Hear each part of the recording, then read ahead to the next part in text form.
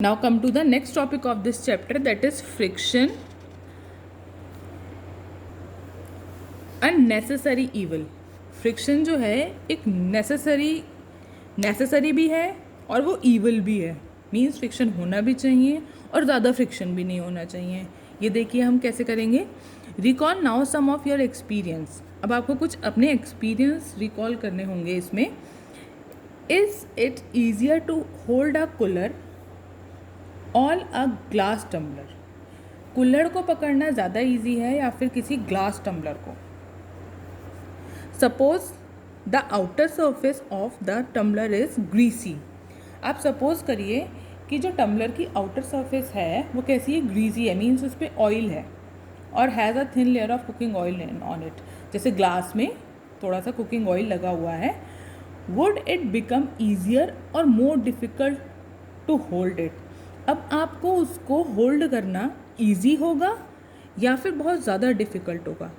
देखिए जब किसी भी सरफेस पे ऑयल लगा होता है तो वो क्या होता है, हमारे हाथ से स्लिप होता जाता है ना. उसे होल्ड करना बहुत ज़्यादा डिफ़िकल्ट होता है. जस्ट थिंक, अब आप सोचिए, would it be possible to hold the glass at all if there is no friction. क्या ग्लास को पकड़ना पॉसिबल है जब उसके बीच में आपस में फ्रिक्शन ही नहीं हो पा रहा. आपके हैंड और ग्लास की सरफेस के बीच में इंटरलॉकिंग ही नहीं हो पा रही, तो आप क्या उसे होल्ड कर पाएंगे. क्यों? क्योंकि आपके हैंड और आप ग्लास के बीच में क्या आ गया, एक ऑयल की लेयर आ गई, ग्रीसी लेयर आ गई, जिस वजह से आपके हैंड और ग्लास में क्या नहीं हो पा रही, इंटरलॉकिंग नहीं हो पा रही. इस वजह से आप ग्लास को होल्ड नहीं कर पा रहे.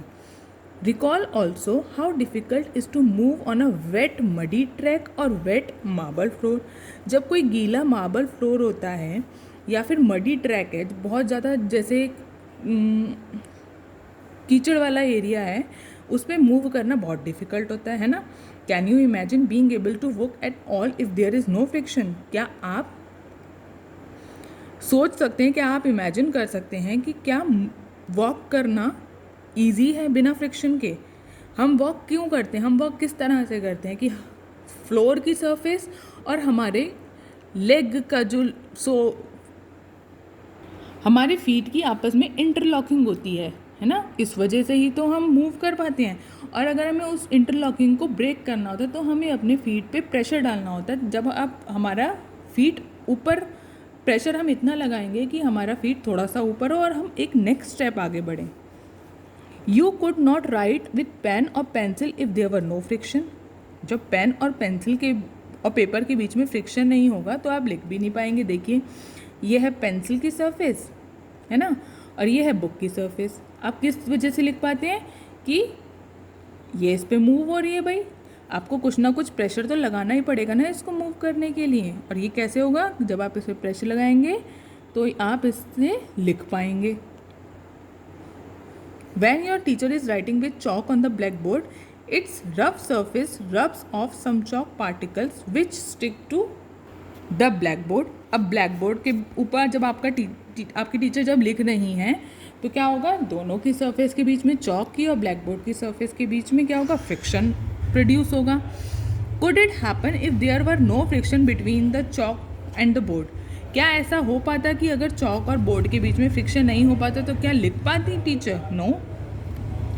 If any object start moving it would never be stop if there were no friction. अगर कोई ऑब्जेक्ट मूव करना स्टार्ट कर दे तो वो कभी रुक ही नहीं पाता अगर दोनों के बीच में फ्रिक्शन नहीं होता. मतलब अगर फ्रिक्शन नहीं हो पाता तो वो चीज़ कभी रुक ही नहीं पाती, हमेशा वो ऑब्जेक्ट मूव ही करता रहता.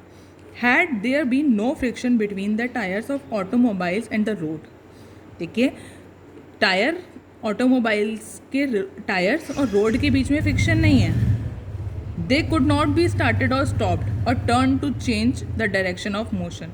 अगर नहीं होता दोनों के बीच में फ्रिक्शन तो ना ही कोई भी ऑटोमोबाइल, कोई भी व्हीकल स्टार्ट हो पाता, ना ही स्टॉप हो पाता और ना ही अपने डायरेक्शन को चेंज कर पाता. You could not fix a nail on a wall.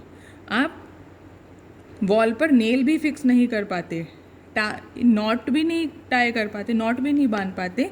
Without friction no building could be constructed. अगर फ्रिक्शन नहीं होता तो कोई बिल्डिंग भी कंस्ट्रक्ट नहीं हो सकती थी.